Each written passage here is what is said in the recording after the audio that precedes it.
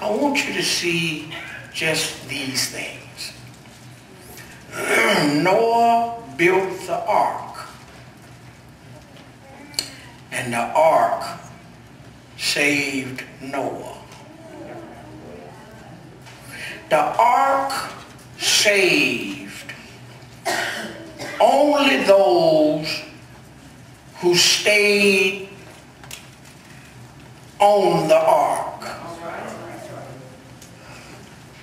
Not one soul survived outside of the ark. So I want you to notice the first step in building the ark. If you're taking notes, write this down. Noah had to cut down the trees for some lumber. First thing he had to do, he had to cut down the trees for lumber. Cutting those trees saved the life of 8 people.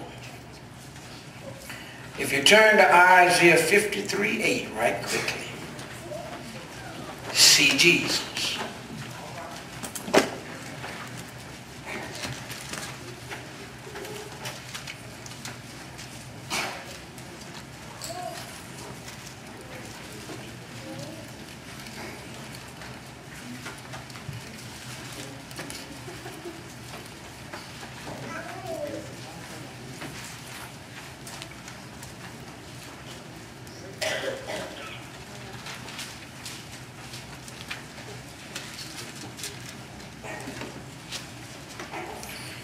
Verse 8 says, he was taken from prison and from judgment.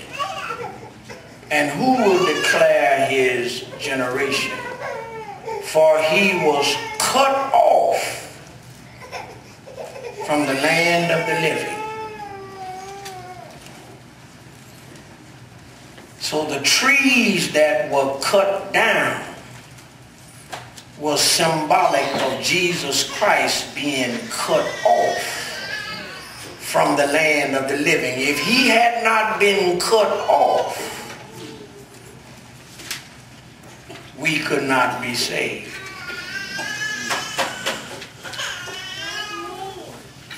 Noah was then instructed to pitch the ark with pitch inside and out.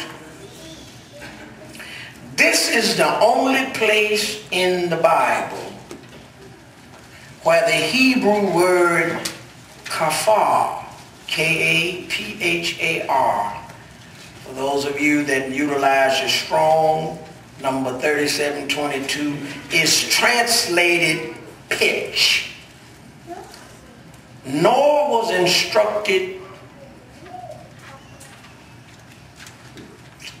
to pitch the ark with pitch inside and out,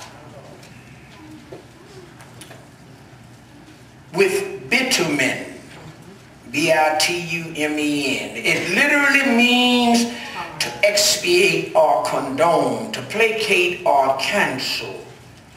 That's the same word, kafar, in Hebrew, is translated atonement 70 times in the Old Testament. So the pitch inside and outside of the ark was for the atonement.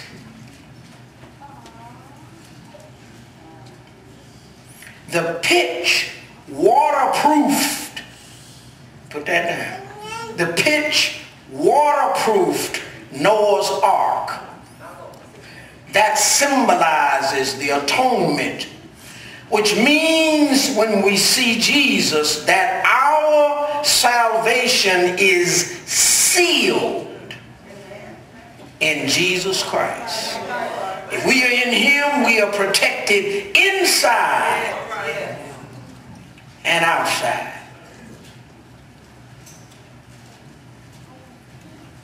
Flip back to Genesis right quickly. 7th chapter. I'm coming home right now.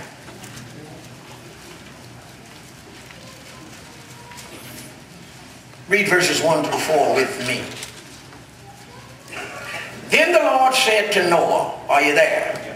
Then the Lord said to Noah, come into the ark, you and all your household, because I have seen that you are righteous before me in this generation. You shall take with you 7, each of every clean animal, a male and his female, 2 each of animals that are unclean, a male and his female, also 7 each of birds of the air, male and female, to keep the species alive on the face of all the earth. For after 7 more days I will cause it to rain on the earth 40 days and 40 nights. And I will destroy from the face of the earth all living things that I have made. I want you to put right by that first verse. Then the Lord said to Noah, come.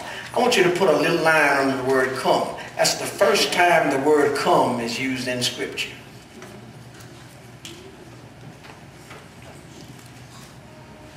It's the first occurrence of the word come in the Bible.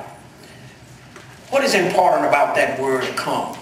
What's important about it, it means that God, listen to me, it means that God was already inside. Do you hear me talking? God did not say, go into the ark. He said, come. Come into the ark, which means get with me. And wherever God is safety. Amen. Amen.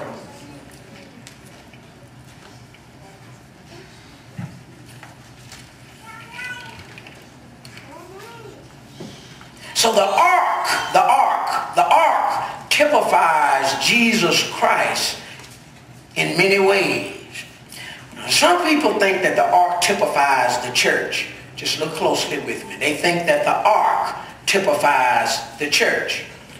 But the church, everybody say the church, is totally dependent upon Christ for her salvation.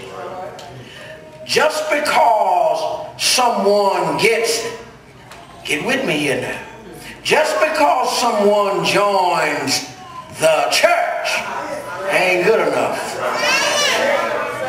Y'all ain't hearing me now. The ark cannot be the church because there are many people who are in the church whose name is on the membership roll. That ain't safe.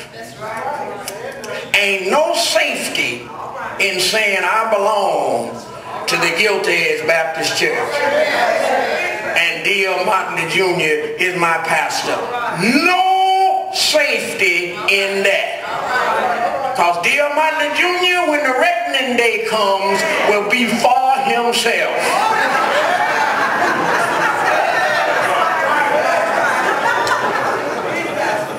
I'm trying to look after us now, but on that day, now you know that's coming that day. Do y'all know what I mean by that day? Paul says, I know in whom I believe, and that he is able to keep that which I have committed unto him against that day. You got to get ready. Y'all say it for. Say it again. You got to get ready for.